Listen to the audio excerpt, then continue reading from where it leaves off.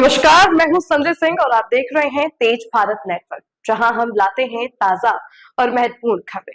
चलिए बढ़ते हैं आज की कुछ खास खबरों की ओर। संसद में गूंजा बीएसएनएल का मुद्दा। बीएसएनएल भारत का है और रहेगा। संसद में देश की सरकार दूरसंचार कंपनी भारत संचार निगम लिमिटेड को लेकर महत्वपूर्ण चर्चा देखने को मिली, जहां सांसद ज्योतिरादित्य सिंधिया ने साफ शब्दों में कहा कि बीएसएनएल भारत का है और रहेगा। उन्होंने अपने वक्तव्य में बीएसएनएल की वर्तमान स्थिति, भविष्य की योजनाओं और सरकार द्वारा उठाए जा रहे कदमों पर विस्तार से जानकारी दी। संसद में क्या कहा गया?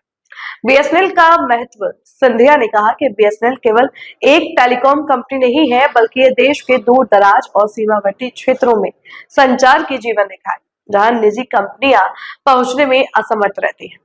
4G और 5G विस्तार योजना सरकार बीएसएनएल को तकनीकी रूप से मजबूत बनाने के लिए तेजी से 4G नेटवर्क लागू कर रही है।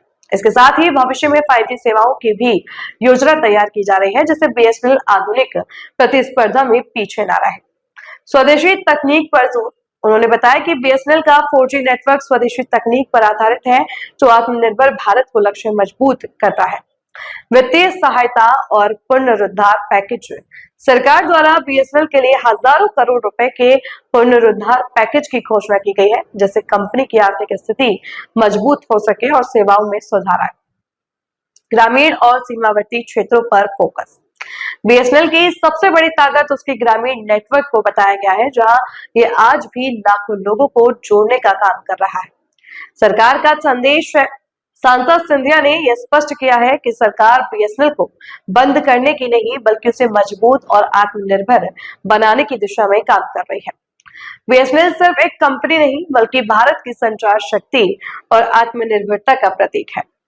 सरकार और संसद दोनों का यही संदेश है। बीएसएनएल भारत का था और हमेशा रहेगा।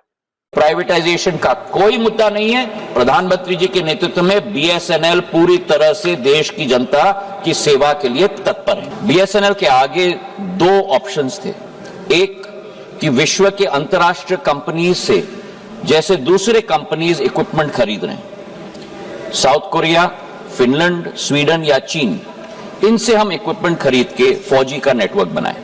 पर प्रधानमंत्री जी ने कठोर निर्णय लिया और कहा कि हम लोग केवल सर्विसेज नहीं करेंगे, हम लोग इक्विपमेंट भी मैन्युफैक्चर करेंगे। और पहली बार पूरे विश्व में, देश में नहीं सब, पूरे विश्व में केवल 4 देश हैं जो टेलीकॉम इक्विपमेंट बनाते हैं। प्रधानमंत्री जी के निर्णय के आधार पर हमारा 4G डिजिटल स्टैक पहले बार विश्व के पटल पर भारत इक्विपमेंट मैन्युफैक्चरिंग में एंटर हो चुका है और हमारा स्वतः 4G टावर हमारे बीएसएनएल के सिस्टम में 1 लाख टावर्स सितंबर 2025 में प्रधानमंत्री जी ने स्वयं उसका लोकार्पण किया है और हमारे आत्मनिर्भर स्टैक के आधार पर हम लोग कनेक्टिविटी दे रहे हैं। 8 करोड़ 55 लाख हमारे उपभोक्ता थे, आज 9 करोड़ 27 लाख हमारे उपभोक्ता हैं। और 5G की टेक्नोलॉजी भी हम 4G का एडवांसमेंट करके अति शीघ्र लाने वाले हैं, पर पहले